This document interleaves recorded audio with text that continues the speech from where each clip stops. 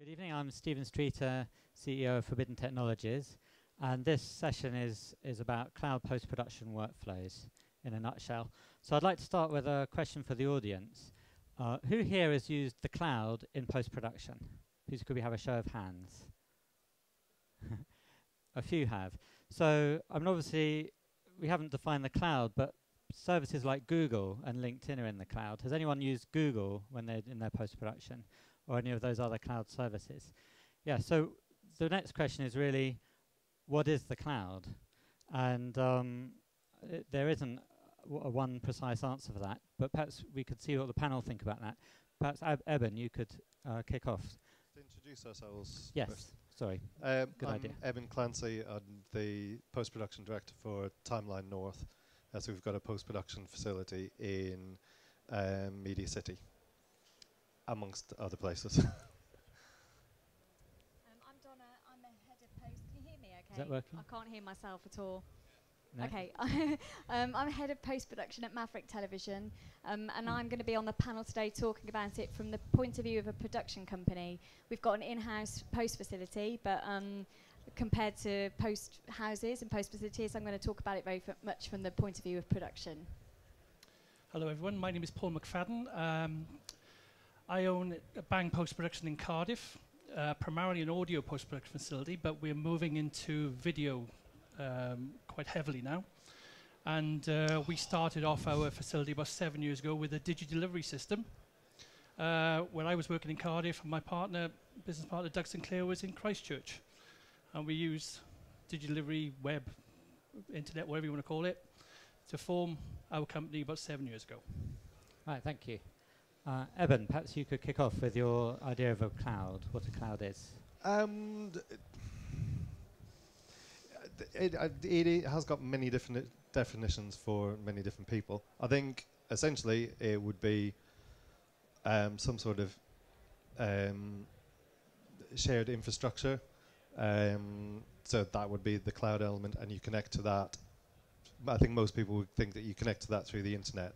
So it would be server somewhere that you connect to through the internet, and you use an internet interface to connect with it.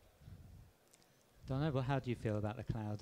Okay, well, you promised not to ask me that question, because what I'm going to say, for those, I don't know how many people here know what the cloud is, but I find it such a confusing, generic term that sometimes when people talk to me about the cloud, when I was told I was going to be sitting on a panel about the cloud, I was terrified, because I was like, I don't even really know kind of what the definition is. So I'd rather not give a definition, but I'd rather just say, if you're sitting here wondering that you don't fully understand it, I'm just saying that I'm sitting up here and I don't fully understand it either.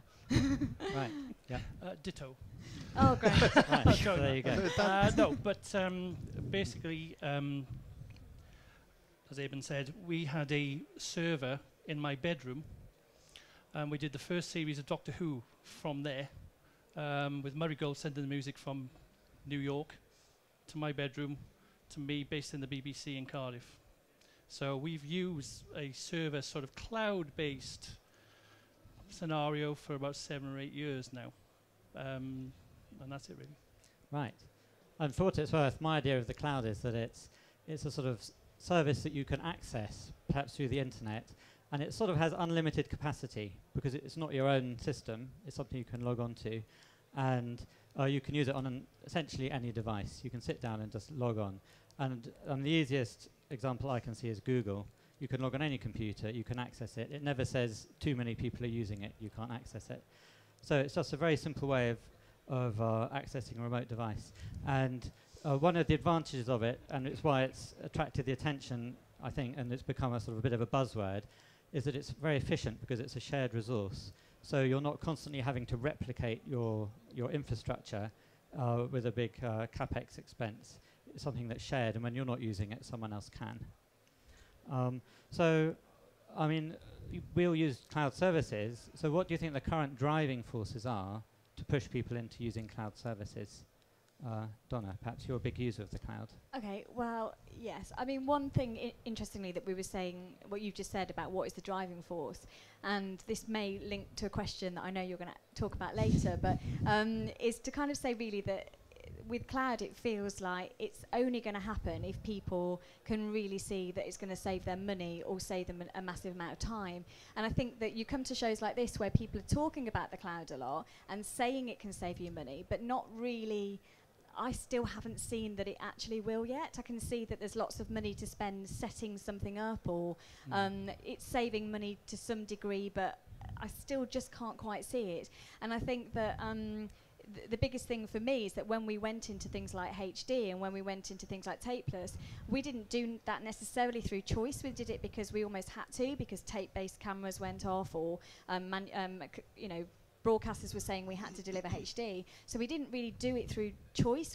So we didn't really have much choice. We kind of had to do it. Whereas I think with cloud, it will be very much people will choose to do it as and when certain financial, when it becomes a no-brainer for financial reasons or for time reasons. Right. Collaboration for me was the major thing for the cloud. For instance, we're currently finishing Sherlock episode 3, the final one, and one of the editors is in Fife. One of them is in Christchurch, one of us is in London, and we're all sharing media via my iCloud account currently. Right. So what we are looking, is using the cloud for mixed reviews and approvals, really, primarily. So it's collaboration. Is what Collaboration, you get from the cloud. yeah. I mean, we just finished a movie, and one of my effects editors was in Adelaide, cutting Right. it. So it's actually a new workflow. it's a new in workflow. I reality. mean, we can use the people we want. Just because they're halfway around the world, we can still use them. Right. Eben. I mean, we're very how much do you- starting to use cloud for older workflows, so view and review. We don't send out DVDs anymore. You're more often than not uploading onto some form of cloud. So we'd use, there's a myriad of different ways of doing that. Whether it's you send it or we transfer. We work with A-Frame quite a bit. People more and more want to view whatever it is you're sending them over the internet. Yeah. It just makes it really, really easy to log on, see you're on the move. Productions are more and more working on the move, particularly in Media City, where quite a lot of people seem to spend quite a lot of time on trains. It's a very important part of the workflow now. Cloud is very much making that easier for us, and is picking up quite a bit of steam. Right. But it's an age-old, it's an age-old workflow. It's an age-old problem, really. Tried Right. and tested, Yeah. of sorts. And how flexible do you think people will be to sort of, because the cloud is still fairly new in reality, how flexible do you think people will be to adopt slight changes to their workflows or maybe new workflows to make use of the advantages of the cloud? And how much do you think people just expect to do everything they've always done? And if the cloud helps, then it helps. Donna, how do you feel about that? I think it is. I can only speak for the experience in my company, but I feel that a lot of people get quite scared to change anything about the way they work, especially where technology is concerned, because I think there's a lot of technophobes out there, and there's a lot of jargon in this industry, especially when it comes to the integration with IT and post-production, and that people are very fearful. So if you start talking at them about all this great stuff, but they don't fully understand what you're saying, then they're just going to say, oh, I don't want to do that. So it's how we can get the people who understand it technically to translate it to people who aren't technically minded. And in the creative industry, that's probably quite a lot of people, because creative and technical aren't two skill sets that necessarily blend that well together. No offense to anyone creative, so that's what I would say. It's quite difficult, I think, to get people to change, and when they don't understand the technical stuff behind it, I think that's doubly hard. Right. I think as people see advantages, particularly of time savings, cost savings, or making things work more smoothly for them, then we'll see it being adopted more and more. Yeah. And it's up to people like me to be jumping around shouting about new services that we can provide, what the benefits of those are, and kind of educating the clients and customers as to what they can get from that. But getting people to change their workflows always quite difficult. I mean, the level to which people are still working in an offline-online scenario, and we've been saying for years, well, you can work online all the time. Getting productions to move those type of workflows is quite difficult. I think it's worth saying as well that we're actually still in a point where people aren't 100% comfortable necessarily with even working tapeless in production. I know technical people and post-production probably think this is really easy, but even in production companies now, there are people who are still only finding their feet. So I think this huge kind of idea of getting them to do even more technical change when they're only just getting used to tapeless is quite a lot for people to take in. I think in reality.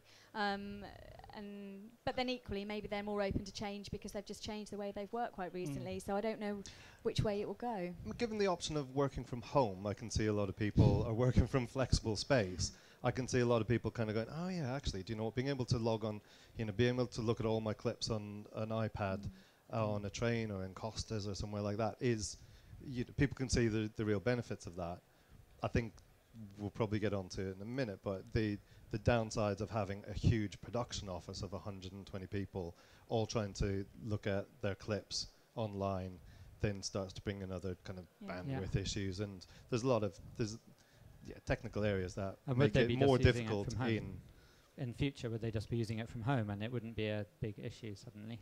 But then actually, it comes with another thing, is that it's great that you can work from home and you can work remotely, but there's a lot to be said about having people all in the same building and collaborating, together in that kind of creative industry. So I think going back to how you're going to change people's mind, if you said to people your editor's not going to be in the edit suite next door to you and you're not going to have your editors next to each other, then there's a lot of reason why they wouldn't want to change the way they work, because they want to be together in the same room. And I think that's, there will be examples where you want to create attract international talent that you wouldn't ordinarily get, but I don't think it's going to become day to day for the stuff that could actually be done in your office.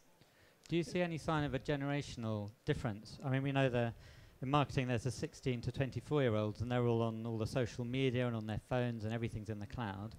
Have any of those people come through into post-production saying, I'm not going to commute to use a desktop-based system when I can do everything in the cloud? Facebook's in the cloud, Google's in the cloud, and suddenly I have to sit down at a desk somewhere. Has any of that come through yet? Or are you dealing with more skilled people who've taken a few years to mature, who predate that revolution? I mean, we're certainly getting people in who are a lot more tech savvy and a lot more internet savvy. So, think nothing of building a website, think nothing of loading stuff onto Vimeo, but and things like that. But again, we're looking at fitting, into a pre-existing workflow. The problem is people want to view things. How are they going to view them? Oh, the internet. All right. Do you know how the internet works? Yes, I can get stuff on platforms and transcode it and everything else. So they are quite. There's the younger people are quite tech savvy. The user interface has got to be really simple. I found for certain directors I've worked in the past. Yeah. I'll try and be politically correct there. But we found that, to be honest, if you get a really nice, simple user interface, just a play, rewind, something you can tag markers on or something to say, I don't like this there, take that sound effect out, or trim that, cut 3 frames there. I'm sure there's something that you might do, Stephen. But could help. Stephen, I think for the kind of review and approval, a lot of us, in fact all of us, have probably been using the cloud for years. It's something that we've been using before even tapeless came out. Yeah. But I think the reason that we're probably here on a panel talking about cloud, and the reason that it's a trend, is because it's looking to go further than that, and that's the area that I think changes a lot. I think the fact that for review and approval everybody's using it, I think that's completely ticked, and that's something that will never go back. But it's like an old workflow. And the fact that we can't do DVDs anyway now with tapeless, so it's like we've had to find a solution for that.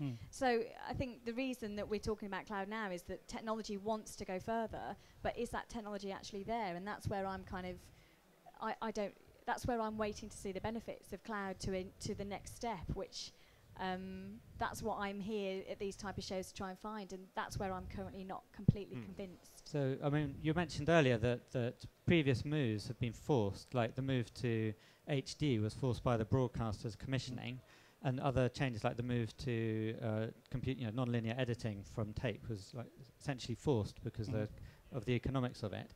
Do you think the cloud might, if it's not a must-have thing, because of cost, which of course is one possibility, it might just emerge over time that everyone has a fast internet. The internet's constantly getting faster, and the services are constantly improving, and then actually we'll look back in 10 years and say, well, there wasn't a point where everyone switched, but now everything's in the cloud. Connectivity is going to be the major thing.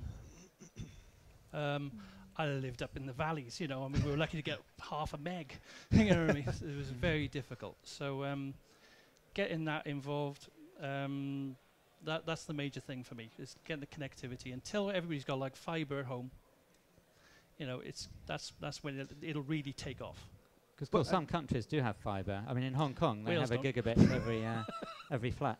So do you think it might take off earlier in cities, say? And obviously, obviously the Media infrastructure's City, in there's place, very yeah. fast internet. Yeah, but you know, connectivity comes at a price. So you know, we've got standard internet, and that's your kind of standard price. But anything faster ends up being incredibly expensive. And connectivity is a massive issue. But also, you know, when you're looking at, you can have very fast connectivity, but if it's into an office of 120 people, by the time that's spread around, it's not quite so fast. I don't know how the BBC desktop is nowadays for viewing stuff. Lovely, great to hear. You know, so you know, for people at home, actually, there's probably a lot of benefits. Once we start looking on an industrial scale, the infrastructure that needs to go in for that, the prices that are involved in it, the amount of bandwidth and data that you're pushing around starts to become quite huge. Yeah, I mean, we know there's enough processing power. You know, the NSA records everything, so there is enough processing power in the world to do that. It's just a question of the cost, is what you were saying. Yeah. But I think the cost will come down. I mean, just as a sort of random statistic, that since we started, the internet's halved in cost every year, and that's 14 years ago, for the same bandwidth. And that's before we count our freebies we get from the big internet companies. And there's no sign of that stopping as the technology advances. So if it's a question of cost and internet bandwidth, that might just be a question of time. What we've found is the workflows, changing workflows is a much more persistent, people are much more persistent with their workflows than the technology. In fact, one of the questions I wanted to touch on is, I mean, it's coming from an IT background, obviously we think IT is great, and we look at the transition from standard definition to broadcast, to high definition in broadcast, which took about 40 years, and in IT it took about 18 months, just because the pace of change in computers with a huge market is just much faster. There's a lot more invested. They sell 1 billion camera phones every year. That's quite a lot of amortization of your R&D budget compared with a professional solution. And with IT advancing so quickly, I think the IT won't be the limiting factor. And if IT just carries on racing ahead and all the technical problems are solved, do you think even then people will be happy to adopt cloud solutions, or do you think there will still be persistence to traditional workflows? I think they'll adopt cloud systems when they become invisible and seamless. And you don't. I think it's probably more likely that you're going to take up, start editing in the cloud when you don't quite realize that you're editing in the cloud. Yeah, just be like a drive. Yeah. I think a lot of it as well comes down to cost again, because like for me as an in-house facility, I could look at even if I could store all of my rushes in the cloud, for example, I have a different opinion of storing all my rushes in the cloud versus my masters. I think actually storing all of our final content in the cloud to be able to deliver that worldwide, I think that's a great way of using the cloud. I think because of the amount that we shoot in Factual, I'm never going to look at storing all of that in the cloud, because I don't think the cost will ever be as cheap as me buying a drive and keeping it on the shelf in the office. So there are times where technology will be able to do great things, but will it ever be as cheap as me just having the in-house solution? And that's where I think that it will be almost on a case-by-case study. And talking to one of the guys at A-Frame earlier came up with a great example about needing to get online media out of a country without needing to put it on a drive, because it would get held up and you want to get the media back. I think cases like that is where technology is exceptional, where you will have an individual case where getting that high-res media back to the UK through not sending on a drive is a great use of technology at its best. but doing it for the sake of it, when there's cheaper ways, you know, if you don't need that edit back for, if you don't need that media back for a few weeks, then just put it in the post. Like, if it's cheaper to do it a certain way, I think cost will always probably ride over. We had the challenge recently of getting, somebody wanted lots and lots of rushes. They're filming a drama up here, they wanted all their rushes down in London. So you can courier them. We know the cost of a courier every day. Could we get them down there using a cloud? So, I mean, you know, with A-Frame, we managed to get everything down there for the cost of, or less than actually moving them in a van. And that sort of highlights my IT point. If IT halves in cost every year, then it's going to be half the price of the courier next year and a quarter the price the year after. And then you can send twice as much. Yeah. Yes. But, you know, then there's other, like, a project we did recently with Foreseen was where we were out in Guernsey with a really, really bad internet, but we still managed to make it work. And the team wanted to be viewing their rushes whilst the edit was still going on. And we were able to take out Foreseen box and upload all of our proxies to the Foreseen cloud to enable us to be viewing the media and actually getting the edit ready whilst they were still out filming. And I think it's things like that where there was an instant cost saving, a time saving, creative, you know, collaboration and all of that I think was fantastic. But we're not going to need to do that on every production. So I think it just comes down to picking and choosing what's best for the nature of that individual production. I don't think it's going to be about this is just going to become the workflow. I think it's about picking and mixing those instances and those suppliers that actually fit better rather than just going, this is the way we work. With audio, which you deal with a lot, the audio data rate's much less than video. So in a sense, you're ahead of the curve from the amount you can transmit and the amount you can do. Yeah, I mean, we've it's made a big impact on our workflow and the amount of contracts we get, because we are starting to get a lot of more work from America. We just did a major American TV series, and we were streaming the mix directly via Source Connect. You know, just a straight stereo mix, straight for them to review and approve. And that's all at broadcast quality? All at broadcast quality.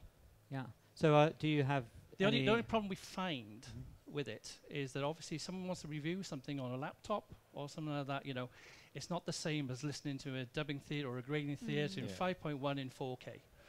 You know, that's the only major thing. But for fine cutting and assembling, you know, I think that's the way to go.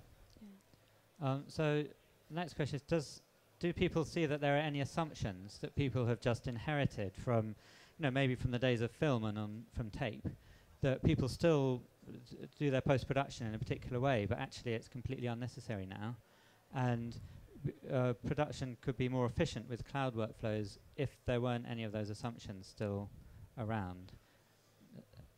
I mean, the director and an editor will always want to be together in a kettle room making creative decisions. Yeah.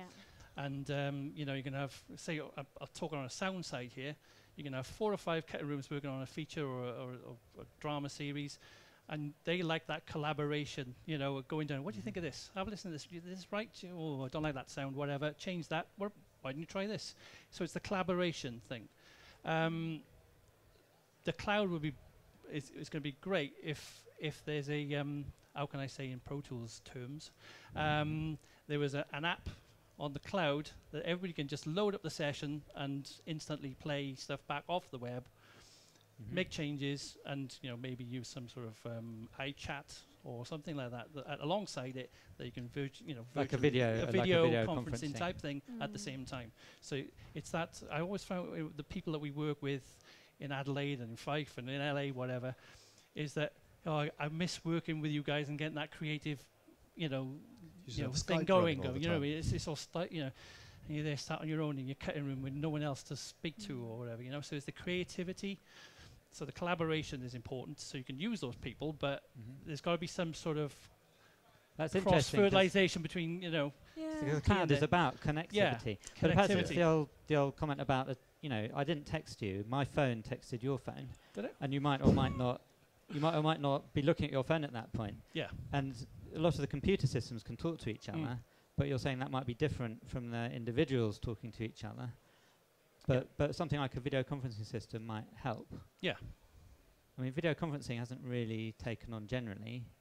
No, but it's, you know, I mean, I found that a lot of post-production facilities in London, for instance, some have because the extortionate amount of money it costs to be in London for a start. That's why I'm in Cardiff. Is that and the budget's going down. We all know about that. They want more. 5.1, all these deliverables, wherever. Different frame rates, etc. For less money. A lot of people are downsizing it and farming stuff out to freelancers, etc. around the UK, in Ireland, LA, wherever we want to. And I think what's going to happen. There's got to be some sort of way that the cloud can actually sort this out, and people can talk to each other, conferencing, video conferencing. I'd like to see some sort of virtual app. That you can put your cut up. I think you've got something similar, haven't you? Where you can put a cut up there, load your rushes, import an AAF. The director can make his changes, export an AAF back down to the Avid, the editor, wherever, relink it. Thank you very much. Yeah, you'd use that. But yeah, sort of, so yeah. it's. Do you think the new workflows will come from the bottom up, or like the editors will decide they like to use this tool? Do you know what the costs of things being cheaper and having to be made cheaper is why you need to use the cloud, because they can't afford to be in London to cut stuff. They wanted the editor director can be at home. The editor says, I've got my own little laptop with Final Cut Pro on, whatever, or Avid, and I can cut it at home and then send the cut to you. So you think that will come from the bottom up? Yeah, I think, yeah. I just think it's a cost and creative balance. You're going to have, sometimes the editor will want something. At the end of the day, if your editor's going to make or break that program, and attracting that editor is the most important thing, then that has to override the cost sometimes. We will let editors do whatever they want if we have to, if it's the only way to get that editor on that program. And that's why I think every production will be different. The other thing I should mention is the way that we make content is changing a lot, and we're doing a lot of stuff for YouTube now, and the way that we make those programs is very different, where it is a lot more one-man band, fast turnaround, short, not shooting 50 hours for 1 hour of content. And I think that the way that programs changing will mean that cloud is used in a completely different way. So I think maybe it's just that every production has to be treated very, very differently, and it's great that we have all that choice, but I don't think we're going to get like a standardized kind of way of saying this is how we're going to work. I think it's just going to be really, really flexible. But that's what the cloud should be about, that flexibility, surely. Exactly. If you're going to shoot stuff on a handheld camera, for instance, you're going to shoot loads of footage. You don't want to upload all that, as you said, to unless the web. You need to. Unless you need to, of course. But, if we're doing a feature film, wherever, there's going to be lockdown, there's going to be a certain amount of shots. And that's the ideal thing, where they're on location, they can upload stuff to the cloud, the editor can start downloading, cutting it away, sending a cut back up for the director who's on set, going, we need to reshoot that. That's the way that we are going to try and incorporate that workflow into how Bang works. Yeah, I mean, one of the new technologies coming out is these cameras that can upload directly into the cloud when you shoot, so like a live upload.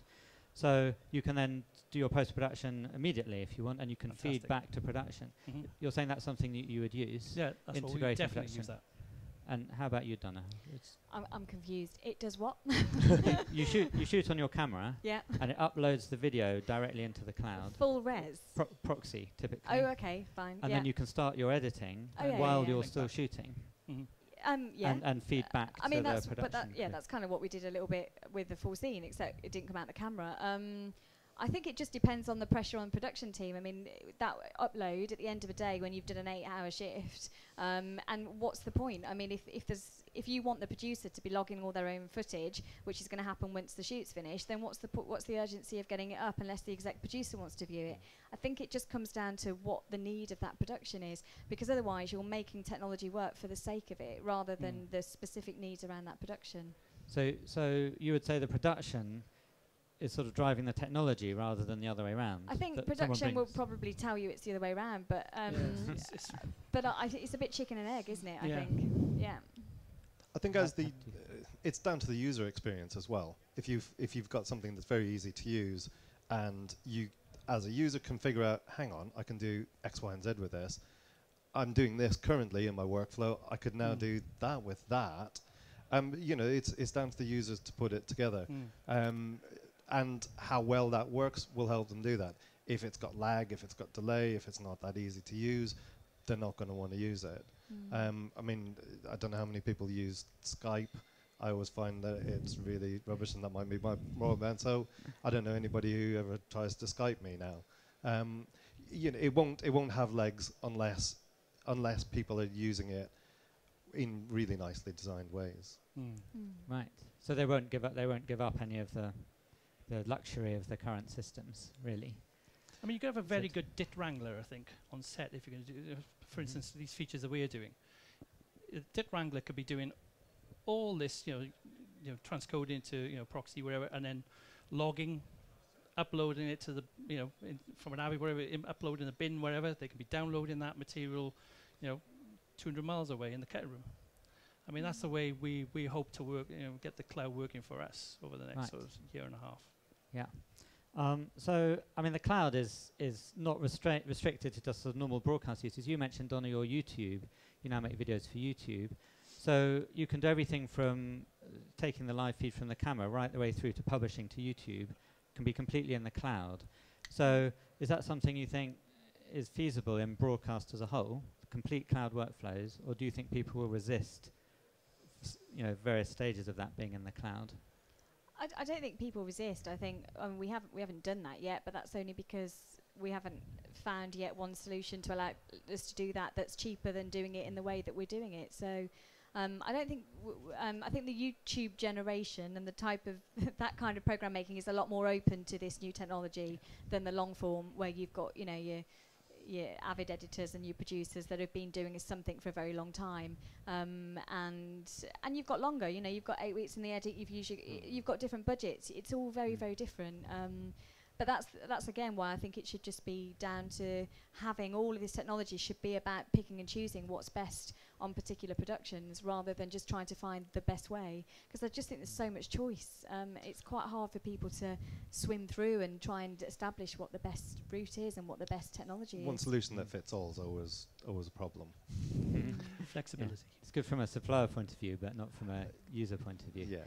Another technology that's coming through from IT is tablets, and they sell hundreds of millions of tablets and mobile devices. So, do you think tablets will be used in post-production going forwards? I think it already is, isn't it? Well, it depends what you mean by post-production. I mean, every exec wants to view their program on a tablet. So they want to say they're on the train looking at it on their iPad or other type of tablet. So that's already very much a. And again, it's a very easy interface. As long as you can get onto the web with it, away you go. So most definitely, whether or not you're going to sit there editing on a tablet, I don't know. Didn't Avid do a little iPad app? They did a year ago, didn't they? Yeah. Which they've sold, I think, now. Yeah. So I'm sure that's just going to, continue over the next sort of, and all of a sudden it'll link to the cloud, and the media will be on the cloud. Your iPad will have Media Composer running, Media Composer 9 or something like that, whatever it's going to be called. And, the director will be cutting away, making a mess of the cut. But I wouldn't really like to spend 8 weeks editing on an iPad. God, no. That might get a bit difficult. We've got 10 minutes for questions. I mean, I've got an infinite supply of questions, but if there's any questions from the audience, yes, we have a microphone for you. Hi guys. Everyone's looking at me. And like, I've got something I can throw. Okay. So I'm from the BBC, and one of the challenges we face is not the technical challenges. We know the cloud services are there. It's more the legislative stuff, things like the Patriot Act, where the material's hosted, data protection, information security. What do the panel, have you got any examples of where you've hit those hurdles, or where you've had good experiences or bad experiences of those? I mean, certainly dealing with the BBC, for instance, is it you send it. So their servers are based in the US. So there's obviously copyright issues with sending your media all the way to America to be stored. We would avoid things like you send it or transfer, just simply because of the commercial licensing around them. Doesn't mean to say that media is necessarily private, and as I say, the things like the Patriot Act means that the US government can see it. So certainly in certain environments we would walk a mile from that stuff, because it's just not secure enough for us. But with the cloud, it's very difficult. It's often impossible to say where it's being stored, how it's being stored. You're relying on whoever the supplier is to the certify suppliers that. can decide. And the Patriot Act's even worse than that. They can actually make any content that's stored on US servers public domain in the US. So it's not just that they look at it; it's that they can take it. But yeah, I mean, suppliers can decide where their servers are. I mean, I would say from a production company, from taking a different look at it, the fact that we started using the cloud was actually to improve our data protection so that we didn't have DVDs lying around that would be left on a train that the general public could very easily pick up of, you know, our rushes on embarrassing bodies, which would be on YouTube the next day. Really? God forbid. So, you know, that it's really sensitive. Not only is our material sensitive in a kind of commercial way, but actually the stuff we shoot is incredibly sensitive. And we don't want that getting out. So for us, it scared us to realise that we were making all these DVD dupes, or we were having like little memory sticks of all our rushes and medical records, which we now put on the cloud and actually feel is far more secure than any way that we used to work. Even though that there may be other issues there on a bigger level, we feel that we're a step better than we would ever have done ourselves. And you'll probably find that cloud services over time end up being narrowed down to one or two suppliers who tick all the right boxes for everybody on security, on everything else. And you know, a bit like internet searching, most people go to one search engine, and we'll probably find that over time as well. Of course, the other alternative is to host your own cloud, which is then then you have to be an IT company. Yeah. I mean, it's a bit of a question about, do you see using the cloud as outsourcing or in-house? You know. Don't ask me that question. It's got to be in-house. So even if it's someone else is hosting the cloud, it still feels like an in-house use. I get what you say, though. It's yeah, I would say it's more security outsourcing. and administration of it has just got to be rock solid. The stuff that's going through our place at the moment, we've got non-disclosure agreements and stuff like that you've got to sign and everything, and that's, you know, it's important material. Right. Do we have any more questions from the audience?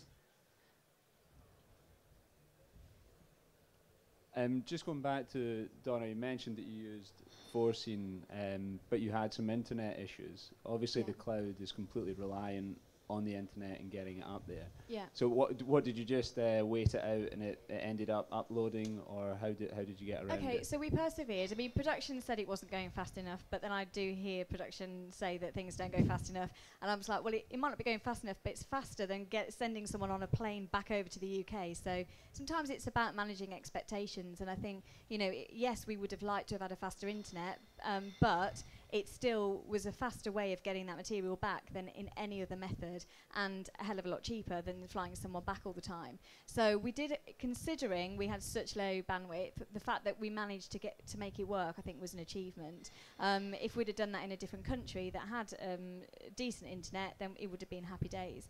So I think managing expectations when it comes to technology is important, and had it been okay for someone to just come back, and had that been quicker, then we would have worked like that. As it happened, the slowness was still faster than the alternative, and so for me it was like, I didn't quite, you know, I thought it was good enough, even though it wasn't perfect. The big problem is that you can't count on it, so you don't know whether you're going to have fast internet or not. I know we did a documentary last summer, and Sue Barker was at her home off in the countryside, and a camera crew did some voiceovers with her, and then they tried to send it to us, but we nearly didn't make it on air because her voice didn't arrive in time. Very, very small file, but her internet was rubbish. And you can't, it's very difficult to plan whether something's going to take forever to upload or it's going to go quickly. No, I have a similar issue. We produce sports media content all around the world, and we have to go via satellite to get it into the cloud because a number of different people need to access it. But we would like to be able to, you know, have a reliable internet all around the world, but we just don't have that, which is, interesting to hear. And the big problem with cloud services is if you don't have the internet, then you don't have them. And then where are you? Yeah. Sorry, that was a negative note there. No, we can't end that negative. Are there any more questions? I'm going to get one. Are there any more questions? We've got another couple of minutes. One of the issues we touched on was cloud archive, and it's true you can just put a disk on your. Oh, we have a question. Shall I ask this thing? Let's have. Hello, Dav Loft London. I'll start again. Dav at Loft London. Donna, you were talking about investing a lot of money in programming, and then putting it on a hard drive. and you're Yeah. saying that's the least risky option for you and the least expensive option, and the reliability around that. There's no guarantee your hard drive's going to work next time you plug it in. No, there isn't, but that's why I'll have 3 copies of it and, and an LTO backup or something. So I agree that it isn't, but we'll definitely have copies of that, and there will be a cost analysis, and we haven't found a cheaper way of doing it yet. So that's all.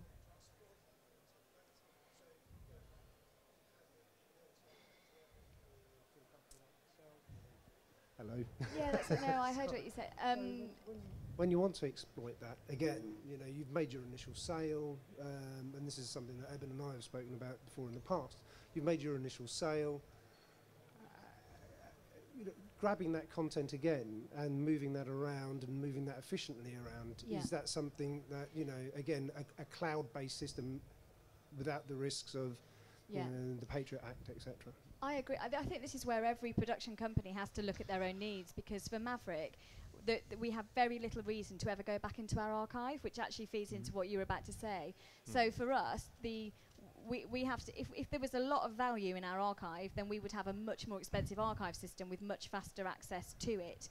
But because we don't go back to it very often, we can't justify spending more money on it up front.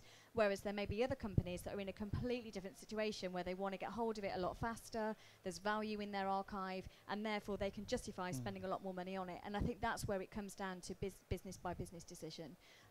So for me, I can stick it on a cheap LTO because I know there's only 1% chance I'm ever going to go back to it. And if I do need to go back to it, it doesn't matter if it takes me a week to access it. Whereas there are some companies where that would be a complete nightmare, and then it's worth them spending a fortune on a really good system, which is out there, but I just can't afford it. So that's the only reason why I choose to do it the way that we choose to do it. The Luddite in me kind of knows that cloud storage is infinite, but I don't believe it.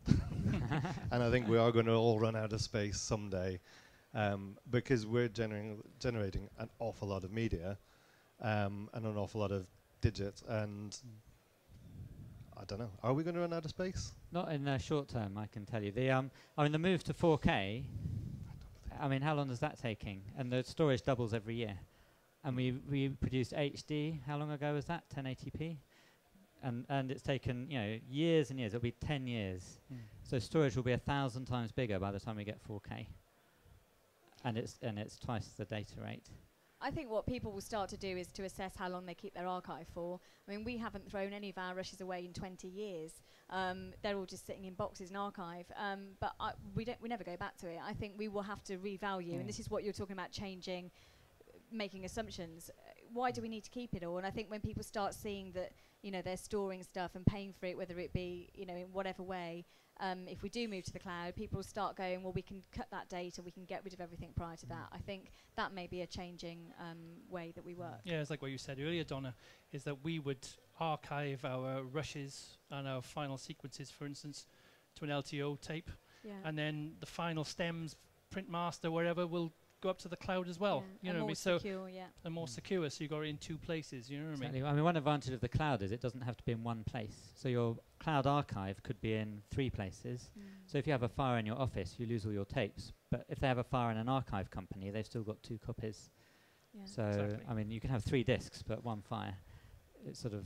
So I think there are advantages When in you the lose cloud the like that. internet, you've lost your entire archive. No, When the internet goes down, yes, it's supposedly nuclear proof, isn't it? So, but I have to say, during the typhoon in the Philippines, they did lose all their telecoms access for a short while, and that meant the internet. But you could do you still know, use as a long as our satellite phone, insurance of course. company don't tell us to keep it all right. I mean, that's the other thing. You look back at your insurance, and if your insurance say you only need 2 copies, they don't specify where it is, or that they say they're happy to have it in your building, and if you lose it, that's what your insurance is for, surely.